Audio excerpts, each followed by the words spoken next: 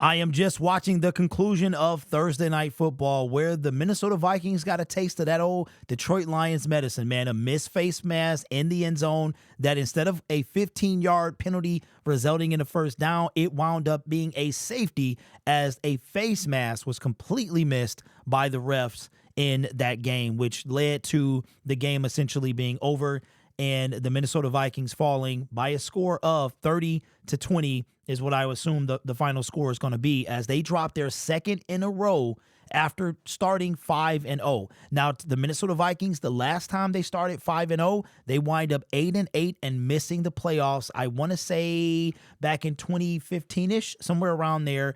You guys can go and fact check that. But it's kind of crazy how arrogant Detroit Lions fans were going into that game, saying that the Vikings were going to be humbled by the Detroit Lions. And that's what happened. But I'm a guy that wait and see what happened, right? It was a tough game. Lions gritted it out. And that is why, and yes, pun intended, that's why this video is being made, because the Lions hangover is real. Every single team that has faced the Detroit Lions has lost the next week.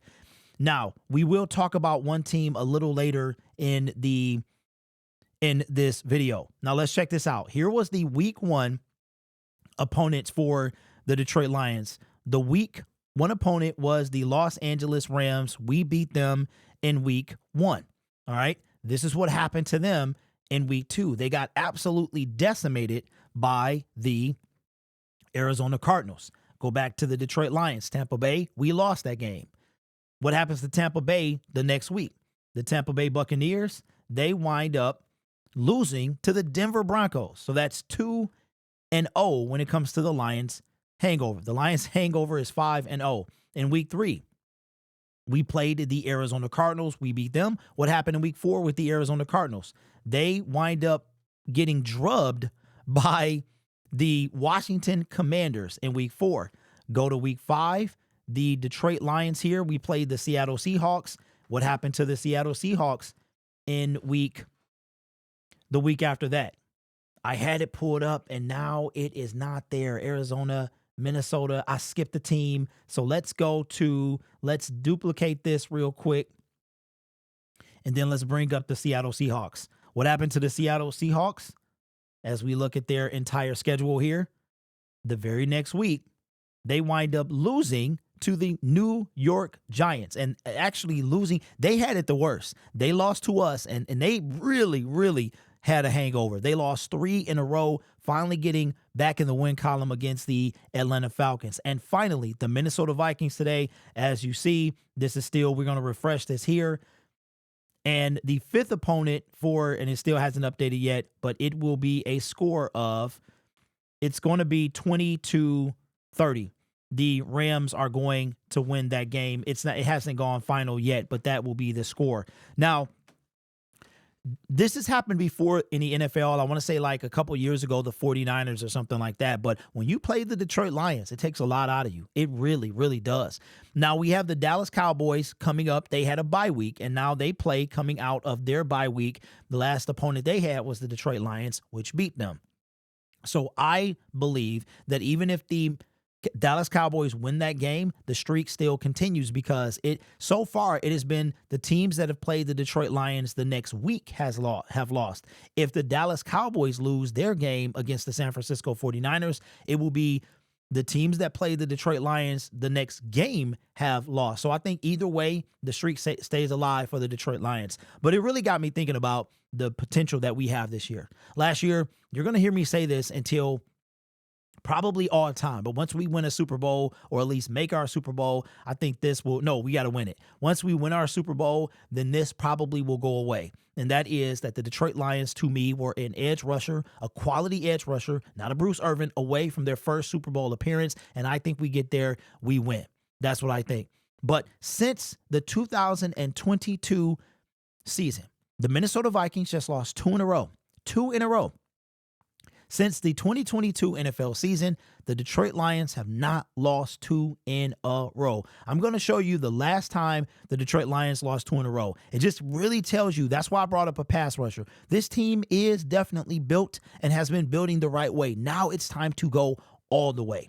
If we look at this was week 7 when we played the Dallas Cowboys. Jamal Williams fumbles in the goal line. I think the score at that time was either 10-6 Cowboys or 3-6 Lions. He fumbles. It winds up the Lions don't score again. We lost that game. And then in week 8, so week 8, which was Sunday, October 30th, we lost to the Miami Dolphins. We led at the half. It was 17-27. We wind up not scoring again, and we lost 27. We did not score a single point. We lost 27-31. Neither team scored in the fourth quarter. That was the last time, was week 7 and 8 of the 2022 NFL season that the Detroit Lions lost 2 games in a row. That just tells you not only how well coached they are, even with the third quarter woes and the lack of a pass rush and all that stuff. The team is very well coached, and the grit that this team has. That was the last time the Detroit Lions lost 2 games in a row. And literally, so if we win, matter of fact, so that means that we're going to go over 2 years, because we're not going to lose against the Titans. At least we shouldn't. But there's no way we can lose 2 games in 6 days. And here it is. The Vikings have now dropped, and they're now. So now the Lions are a solid game ahead of them. We're a game ahead of them now, because now they're 5-2, we're 5-1. So not only do we hold the tiebreaker, if the records were the same, we're also half a game. We're a full game ahead in the win column, right? So it should be we're a full game ahead in the win column. So we are a game and a half ahead of the Minnesota Vikings, because we're a full game of. But then they've played 7 games, we only played 6. So I think it's a game.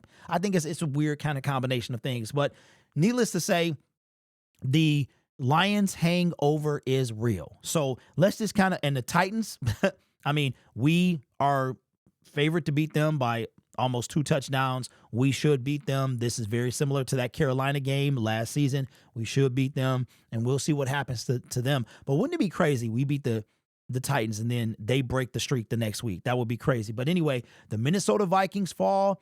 The score should be final now. Let me check and see.